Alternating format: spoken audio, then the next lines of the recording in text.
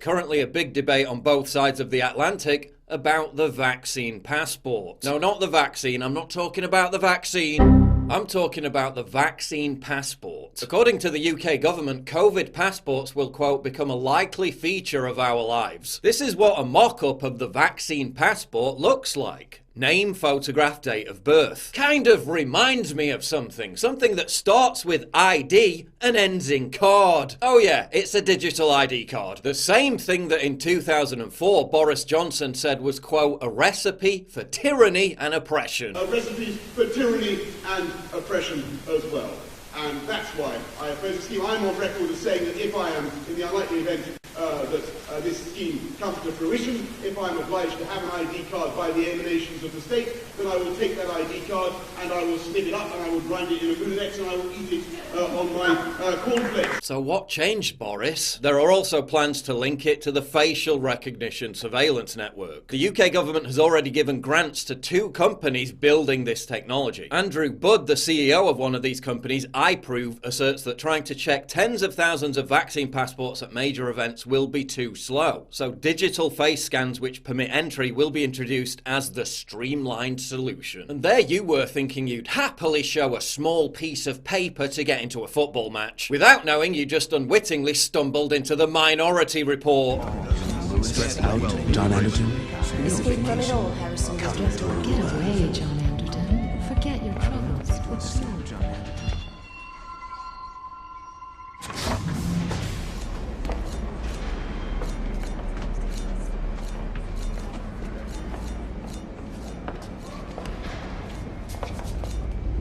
China, which has universally been praised by health authorities and governments in the West for its response to the COVID outbreak, has already linked its coronavirus tracking program to its social credit score system. The idea that this could, for example, be used for totalitarian social monitoring, well, this has now become a reality in China.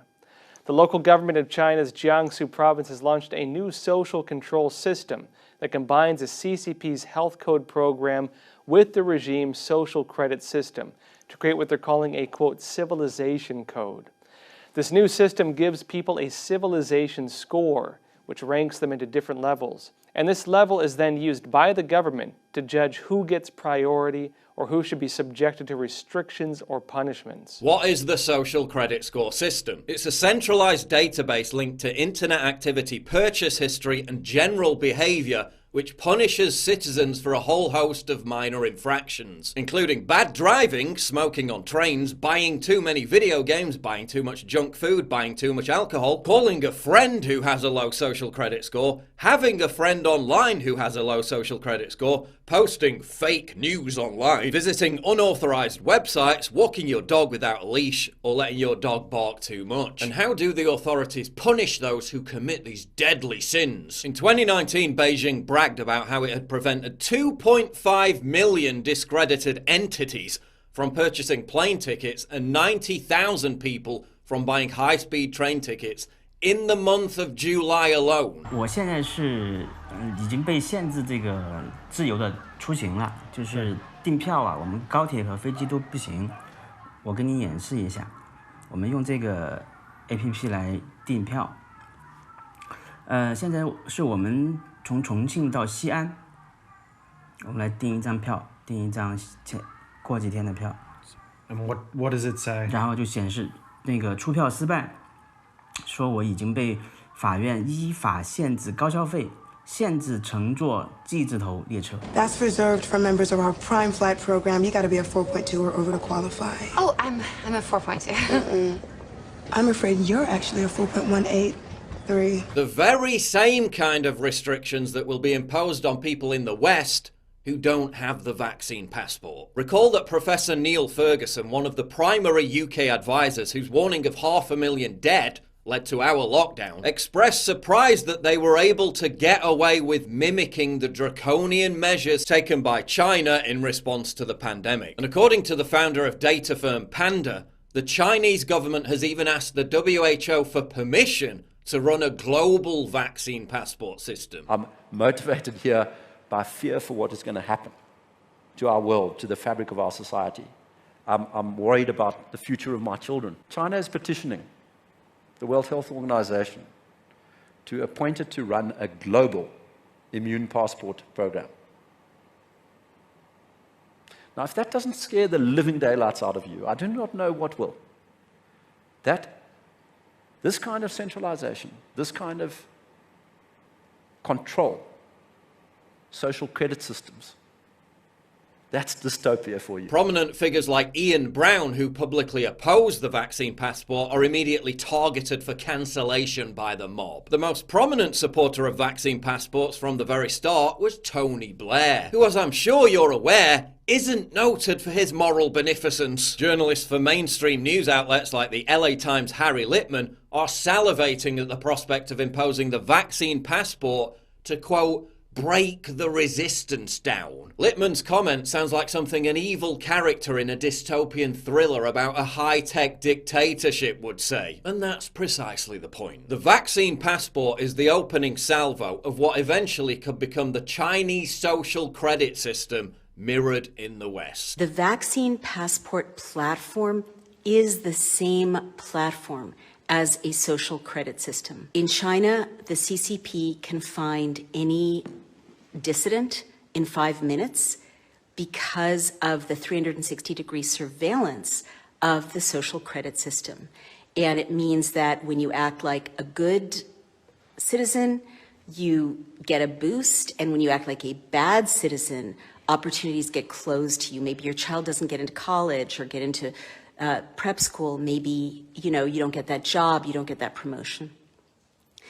The vaccine passport that is being proposed in the rest of the West is the same platform. This is the most dangerous tool that humanity has faced in my lifetime, if not ever, in terms of human liberty. So you don't have to be an ardent anti-vaxxer to realise what a horrific precedent the vaccine passport would set. Fine, get the vaccine. I'm sure it's perfectly logical for someone under the age of 50, who according to the CDC has a 99.98% chance of surviving COVID, to take the vaccine. But a vaccine passport, a digital ID card based on your level of compliance with government mandates, empowering the state to restrict the basic freedoms of those who, for whatever reason, don't fully comply, keeping millions of people under a de facto permanent state of lockdown, preventing them from enjoying basic leisure activities and God knows what else in the future. Don't forget, France even tried to pass a law banning those who didn't take the jab from using public transport. A German geneticist said people who refuse the shot should be denied medical treatment. Canada's current chief public health officer appeared in a 2010 documentary in which she advocated using mandatory tracking bracelets for people who refuse to take a vaccine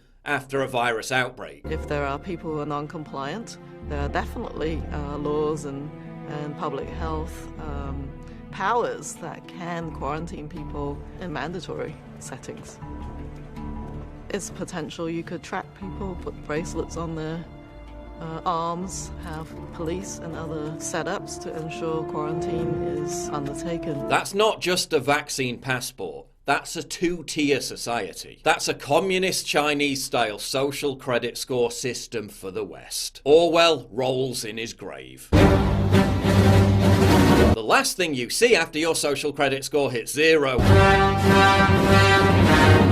The government has suggested that they could reassure the public by promising to scrap vaccine passports after a year. And you can surely trust them, right? Just like you could trust them for months when they told us domestic vaccine passports were not even being considered. Now we know as far back as December the government was paying a Swiss company to research how the public would react to vaccine passports, while simultaneously telling the public they were off the table. They're now encouraging grandparents to scan their own family members' vaccine passports at home before agreeing to see them. This is reaching Mickey Mouse levels of absurdity. We're seeing more tweets like this, where grandparents and parents are refusing to let their own kids visit because they don't want to take the vaccine. The fabric of society is being further ripped apart as families become more atomized from each other. Oh, but Boris did us such a great favour. He vowed no vaccine passports to visit the pub. Yeah, not yet. They're already making sounds that that's going to be readdressed in the future as well. And anyway, that's classic PR mind games. They frighten everyone with overwhelmingly draconian suggestions, Then we're supposed to be grateful when they relent just a little bit. And now every single person who visits a pub and a restaurant has to feed all their details into the NHS tracking database anyway. What's your name? Bill. Bill. Bill Carr. But ironically, this could all get shot down before it even gets off the ground. Because as we know from the voter ID controversy currently raging in America, having to show ID is racist. Seriously, this of all things, concern over racism, is what actually could derail it. For example, there are at least 1 million illegal immigrants living in the UK. Very few of them are going to want to have any interaction with any authorities. So they're not going to get the vaccine, and they're not going to get the vaccine passport. Then you add in all the criminals who will behave likewise, and you end up with a figure in the multiple millions of people who will face daily discrimination because they don't have this vaccine passport. And we can't allow the precious illegals and criminals to face discrimination, can we? There was even talk that the government feared pubs would be too white if they mandated this vaccine passport for entry. So because of our country's obsession with coddling and caring for migrants more than Brits, the entire scheme could be sunk by our nation's insipid post-colonial self-loathing and white guilt. In summary, and to emphasise, it's not just a COVID certification system. It's a digital ID card. It's not just a vaccine passport, it's the embryonic beginnings of a Chinese communist-style social credit score for the West. Somehow I don't believe the 80% in polls who say they support the vaccine passport system actually understand the true scope of what it entails. And given that it's looking like we'll see a vote on this in Parliament, it's time the UK government was honest with the British public about what's really being proposed here.